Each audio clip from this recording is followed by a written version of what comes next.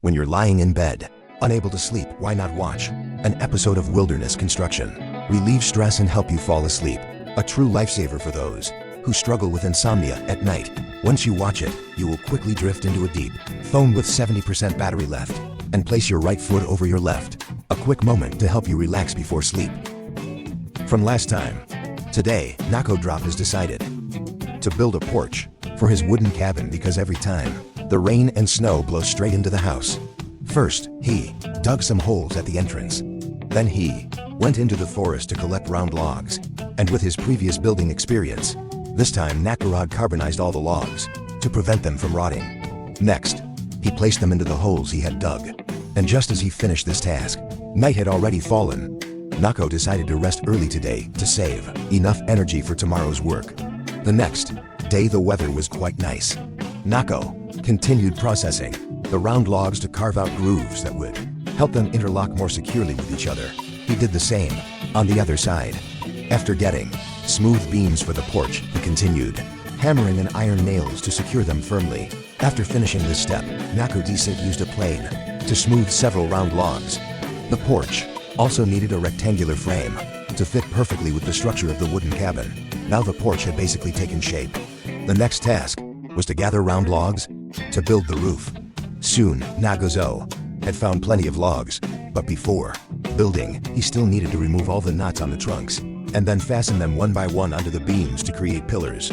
This task wasn't difficult at all. Even for Nako Drop, it didn't take very long to complete. But right after Nako finished this part, heavy hail suddenly began to fall. The icy stones pouring down. Nako quickly and then secured it onto the porch roof. The work efficiency of this one man was certainly not low. After securing the waterproof tarp, he could now rest assured no matter how strong the wind or snow might be afterward. To reward himself, today's lunch ingredients for Nako were still very plentiful. For the side vegetables, he chopped some red bell pepper and onion and tossed everything into the pan, cooking until fragrant. Finally, he added tomatoes to supplement the necessary vitamins for his body. Clearly, his cooking skills had improved significantly. We can't taste it ourselves. The dish definitely meets the standards for both color and aroma. After eating, Nako felt satisfied both physically and mentally. He even planned to build a long bench under the porch so that when it rains or snows outside, Nako could sit under the roof and peacefully read novels or admire the natural scenery. As the snow began to melt, everything in the forest returned to its original state. Even the little squirrels became lively again. Nako had lived in this forest for over a year and had gotten used to this boring, off-grid lifestyle. And since he had some free time today, Nako Drop decided to convert the porch into another room to have more living space options. He immediately began processing the round logs, and after finishing that, he drilled holes in the appropriate spots and hammered wooden pins to fix them onto the support pillars. At that moment, the chicken root vegetable soup was done cooking. Nako decided to eat first, and after eating his fill, he returned to his construction work. Since the foundation logs needed to be buried underground, they absolutely had to be carbonized so they could resist corrosion from time more effectively. First, Nako stacked the soil to a certain height. Then he inserted the carbonized logs into the footing holes to make support posts and pack the soil tightly around them. You can see the frame of this new room isn't much different from the main house frame, even though there are no blueprints to follow. But for Carrot, he already feels fully confident inside. Then, next, Carrot doesn't rush to work, but cuts a small piece of leather he plans to make a protective sheath for his axe because these tools have accompanied Carrot for a long time in his eyes. They are like his own family, so he must take even better care of them. Carrot's craftsmanship is always good. The things he makes always surprise others, and he himself is very satisfied with them. After finishing, Carrot then continues to get back to the remaining construction work. The process is not difficult. He just needs to use hot iron nails to fix the round logs in a systematic way. During the building process, Carrot did not intend to seal everything, but left a space for a window. Time spent focusing on work passes very quickly in the blink of an eye.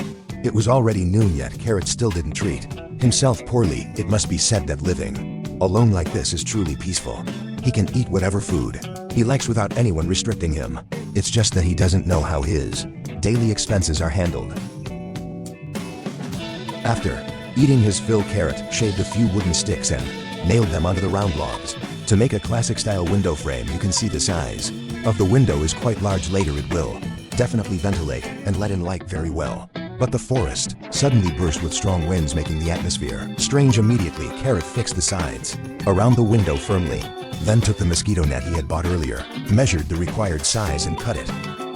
After that, he used a stapler to attach it to the window frame. This ensures ventilation and light while also preventing mosquito bites in summer. Although it cost some money, Carrot still felt it was worth it. The weather the next day was quite sunny, but the melting snow had taken away much of the warmth. Early in the morning, Carrot ground some coffee beans and made a cup.